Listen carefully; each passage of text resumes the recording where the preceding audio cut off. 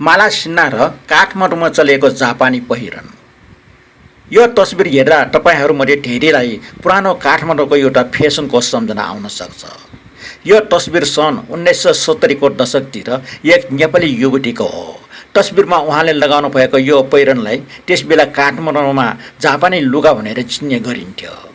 अब यसको सम्बन्ध एउटा हिन्दी फिल्मसँग जोडिन्छ।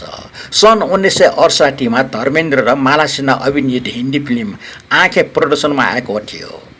फिल्ममा माला सिन्हा जापानी युवतीको भूमिकामा देखिएकी थिइन्। जापानमा खिचिएको एउटा गीतमा उहाँले किमोनो र जापानी छाता समेत प्रयोग गर्नुभएको थियो। त्यो समय हिन्दी सिनेमा केवल मनोरञ्जनको माध्यम मात्र थिएन।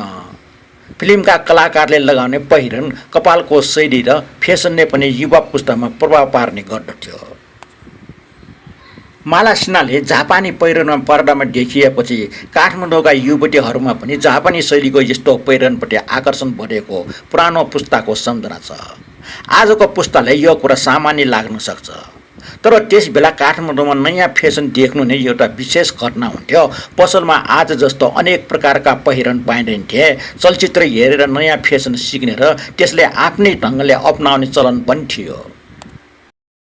यसै क्रममा त्यसबेला कतिपय युवतीहरूले दैनिक जीवनमा मात्र होइन, कतै सभा समारोह र अन्य ठुला भोजभतेरमा जाँदा पनि यस्तो लुगा लगाउने र फोटो स्टुडियोमा गएर फोटो खिचाउने चलन चलेको थियो। त्यसैले यो तस्बिर केवल एउटी युवतीको पुरानो तस्बिर मात्र होइन, यसमा एउटा समयको फेसन, हिन्दी सिनेमाको प्रभाव र काठमाडौँको बदलिँदो जीवनशैली तीनवटै कुरा सँगसँगै देखिन्छन्। आज जापानी पहिरन संसारभरि सजिलै देख्न पाइन्छ, तर कुनै बेला काठमाडौँका युवतीले पनि यस्तै पहिरन लगाएर तस्बिर खिचाउनु नै नयाँपन र आधुनिकताको एउटा चिनारी थियो।